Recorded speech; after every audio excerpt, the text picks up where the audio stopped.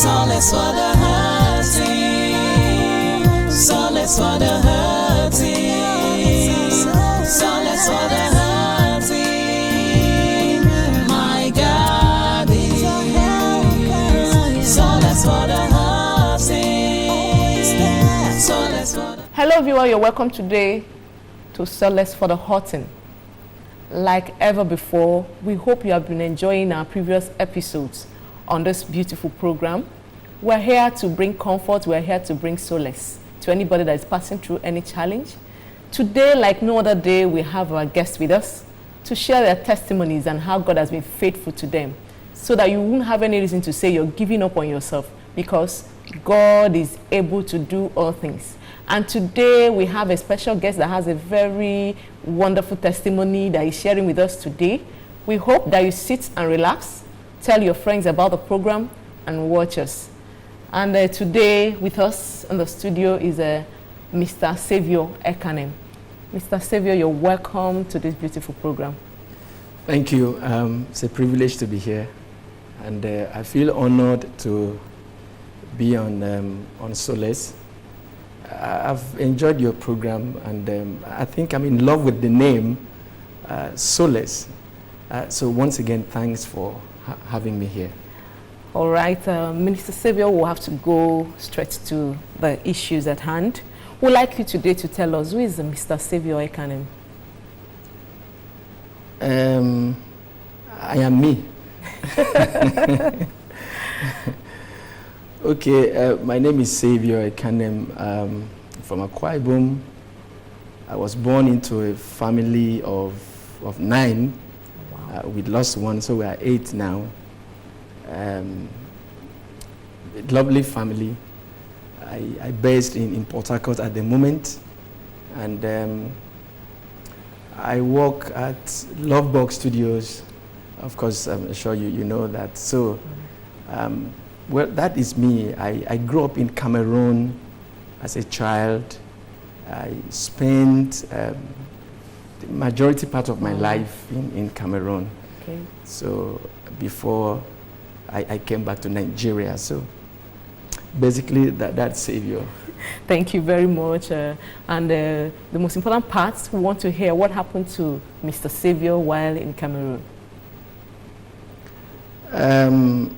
Trust me, most times I wish I'm not being asked this question. Because But it's important that we hear it, because it's been a soul-lifting issue for most of us that were, out there. Yeah, thank you.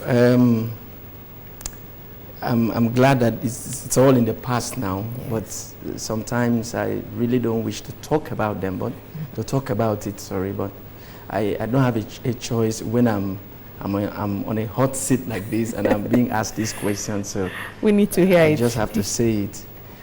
Well, my uncle took me to Cameroon as a child, and 3 months we got there, he died. So I was left alone, and I started hustling for myself as a little boy. I was very tender, very young. Okay. So life became very tough. I did basically everything. I was forced into child labor. Wow. I slept in people's kitchen. It was in the riverine part of Cameroon. Okay. At that point, we're not in the town yet. You could see the township at night, you could see the lights. But you're not in there. the village. Because you need to have the papers, you need to have somebody that could cross you to that part of the country. Okay. And all of that. So I grew up in pains. I grew up in tears, I grew up in regrets. I remember one of those times somebody took me around and was asking if they needed a houseboy. Wow. And nobody could take me because I was quite small. I was, so he would take me around and then he would bring me back. And then the next day he would come again and take me around. He said, do you need a houseboy? He could fetch you water, he could do this for you. Please just take him. So and people would just be looking at me and say, ah, fine boy, small boy, who brought you here? Hey, God. And then, and then he would bring me back. Nobody was willing to take me. I was too small for that. Until one day a man came and said if I could join him for fishing. I've never done fishing before. Okay. So, but I needed food. I needed to eat. So I had to follow him. Oh, it was rough. It was rough. I couldn't cope. The man was so abusive. He would abuse me. He would slap me. And, so at some point, he brought me and dropped me. He didn't want me anymore. Again, okay. So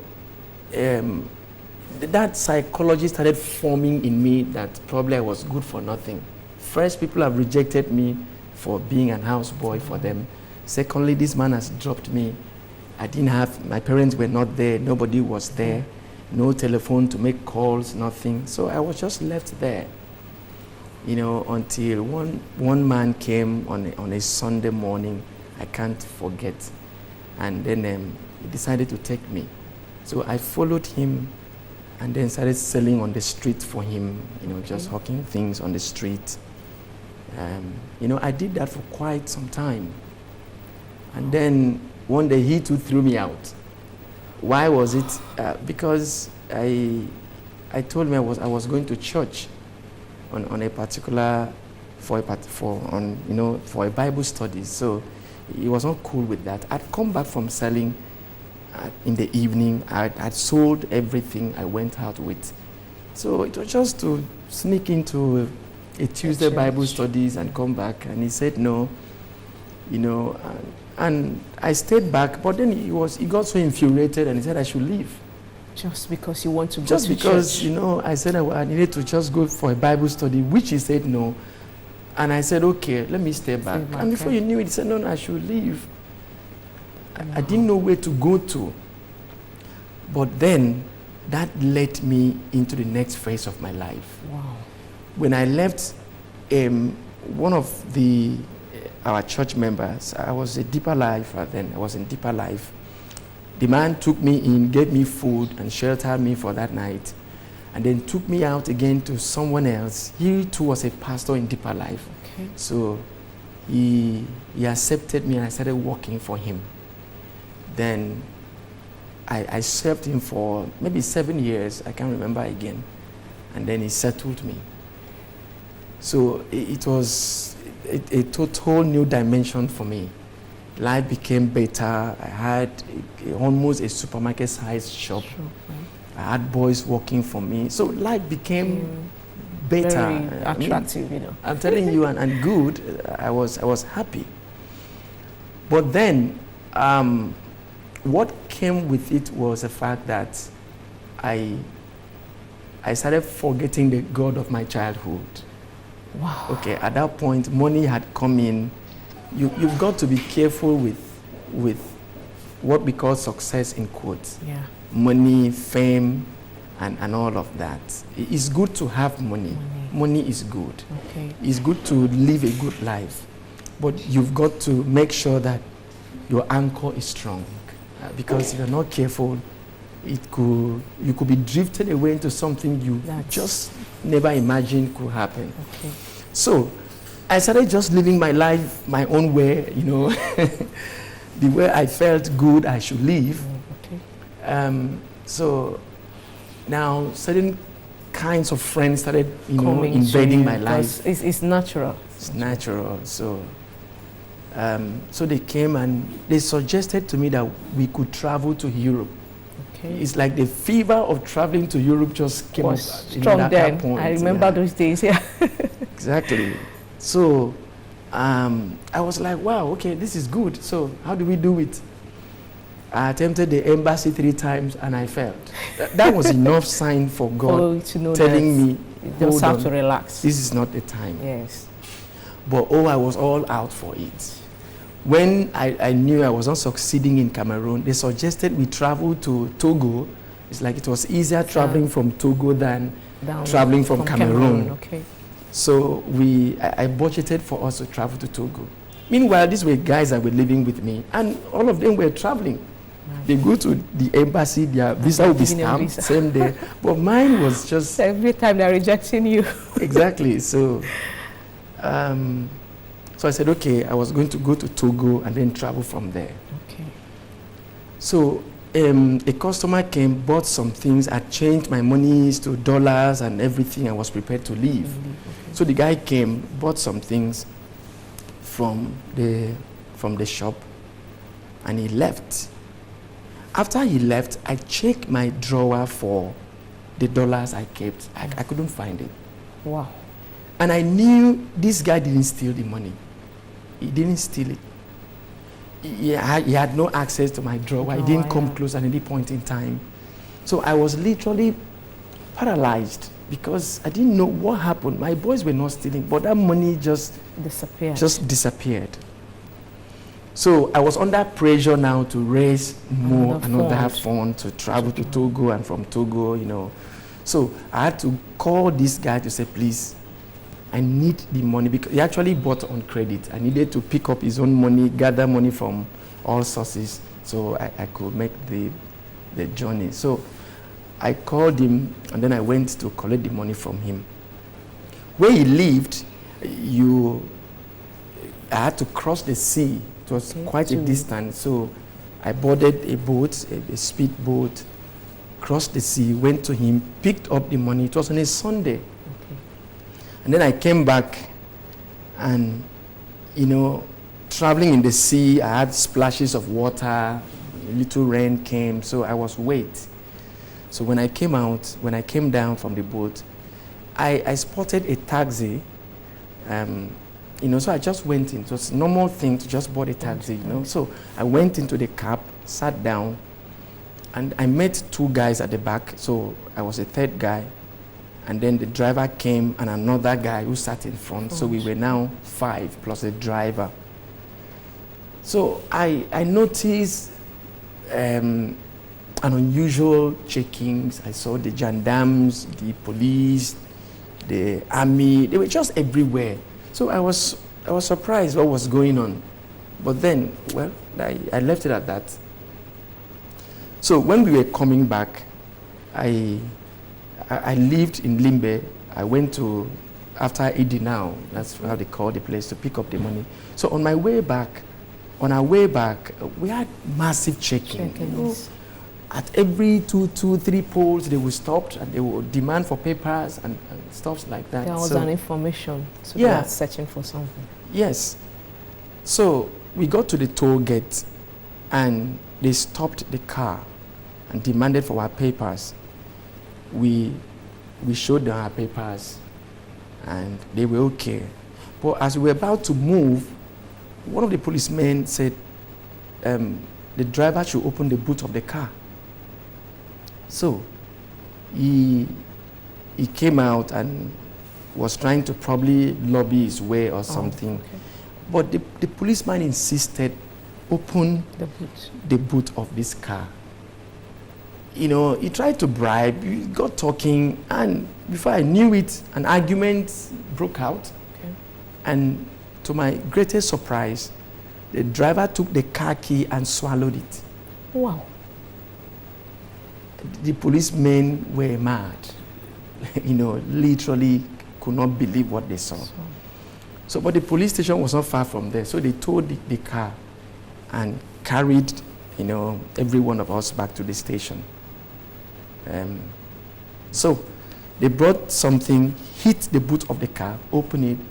Lo and behold, there were 3 Ghana must-go bags in the boot of that car. They brought the bags out, opened the bags. I couldn't believe what I saw. You know, I don't know, fresh human head, I think it was a lady's head, was there. Wow. With blood still dripping. Guns were there, gunpowder, a lot of things in the bag. Wow. So I never knew that these guys escaped the marine in the sea, so they had called for this massive checking that we saw. So when they saw this, there was nothing we could say. Wow. I mean, there was nothing I could say. I pleaded, I cried, I did everything that to convince them that I was not part of this team, but they wouldn't believe me. The other people in the vehicle, were they like you, innocent too? No, they weren't. They were the ones. The three of them, each with the bags. You know, Wow. they were three, yes. And the driver, like I was told, has been a smuggler. He smuggles in these guys, and they pay him. I was told he had like 20 taxis with different plate numbers and and driving licenses. Okay, so they were all together. It's a gang of robbers. Wow. Yeah, and maybe ritualists or killers. Okay. So, at some point they had to start pleading for me. Okay. The guys in the taxi, they were the ones now begging for me that I was not part of them. But the police wouldn't believe. So that night, it was around maybe 9 p.m. getting to 10 then. We were handcuffed, blindfolded, put in the Black Maria, and we were driven out of the station. I could feel that driving for like 3 hours. We were in the car. I didn't know where they were taking us to, but we were just going. And then by the time they opened my eyes, I was in a place and I looked around. I could see men on uniform, police, gendarmes, the army, and all of that.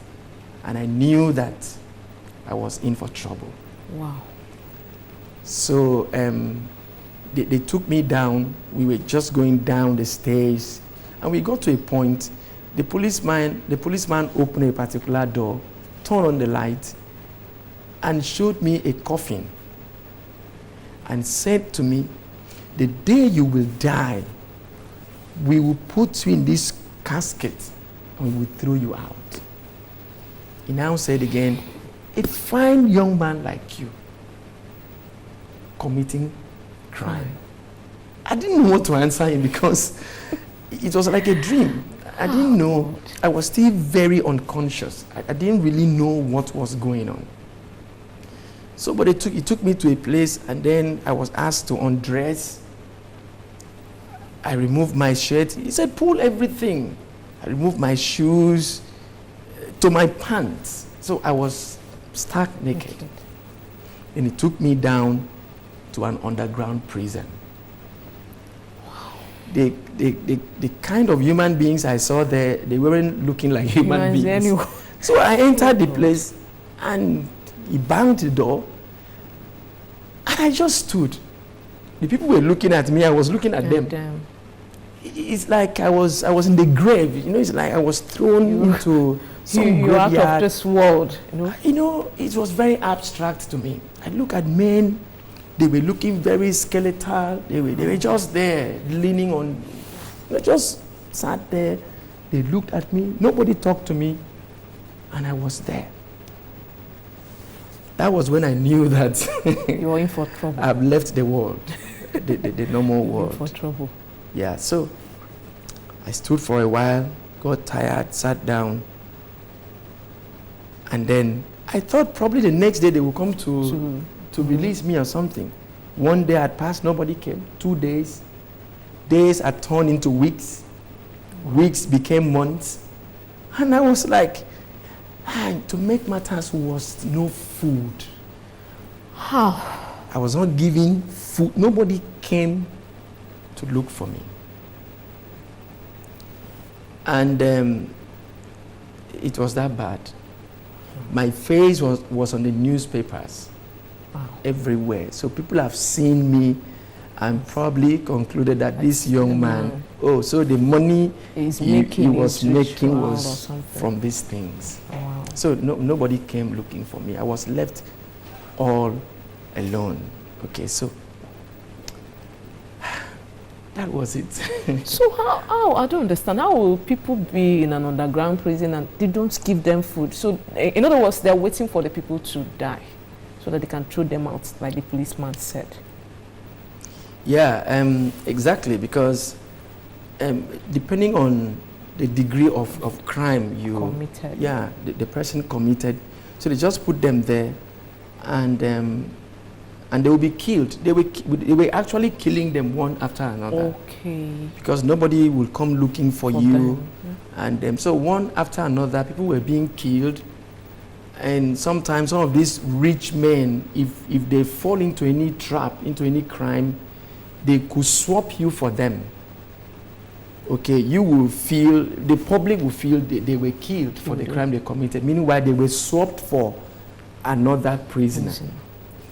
Okay, so you could actually see them kill somebody and they said, is that man? Meanwhile, the man has paid his way somewhere abroad.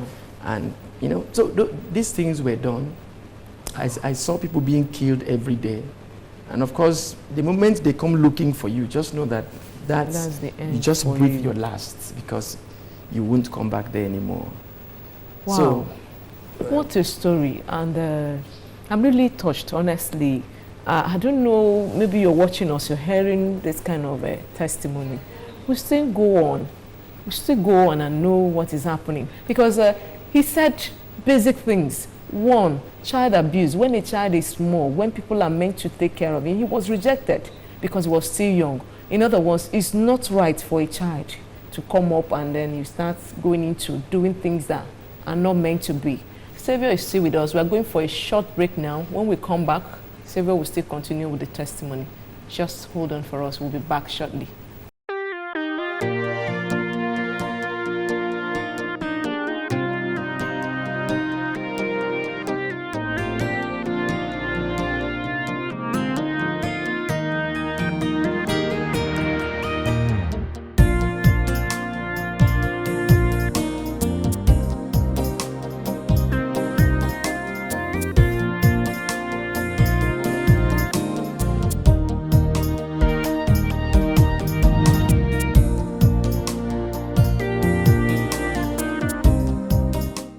Welcome back.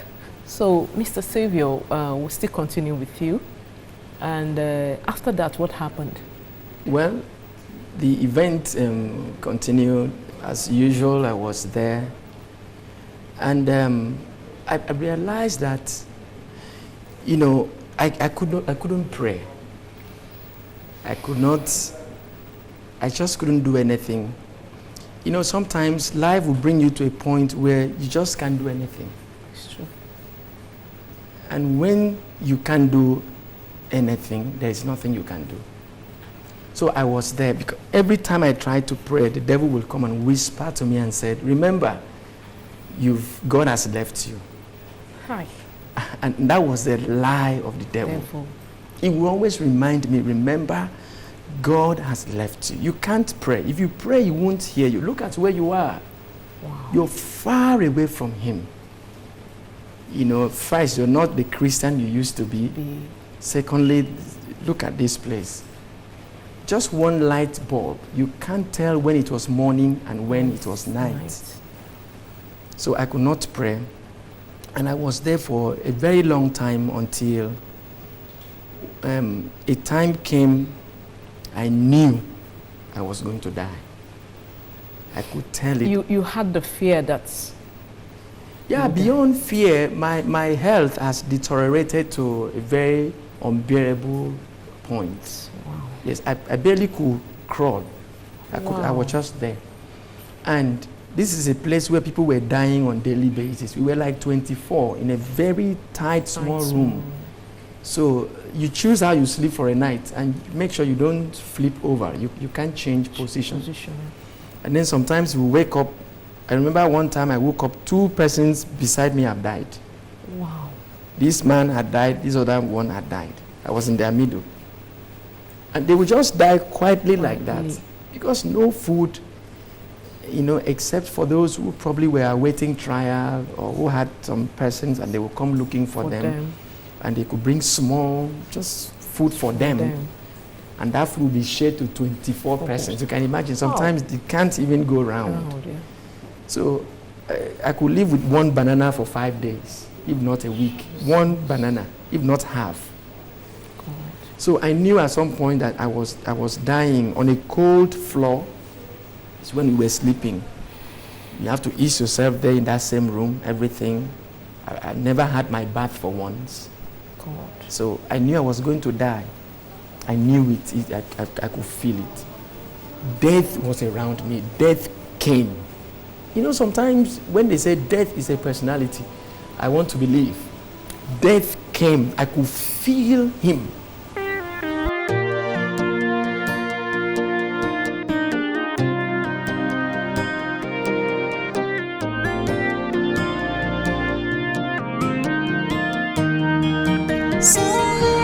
Solace for the hurting, solace for the hurting, solace for the